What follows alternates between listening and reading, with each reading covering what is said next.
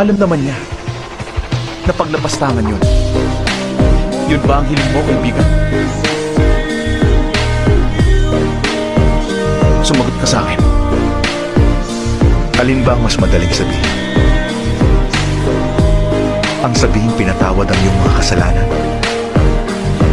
O ang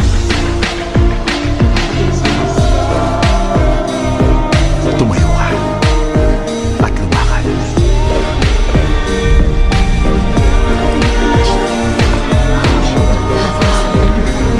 Posible?